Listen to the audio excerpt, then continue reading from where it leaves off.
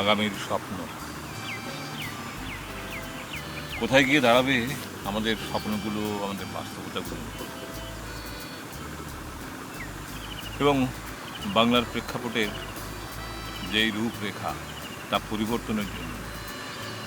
যে একটা মরীচিকাময়, বিষাদময় একটা জিওপলিটিক্যাল হস্তক্ষেপ আমাদের উপরে প্রভাব বিস্তার করে আছে, এটা অল্প বিস্তর সবাই জানে। বিশেষ করে আমাদের শিল্প সাহিত্য অঙ্গনের মানুষরা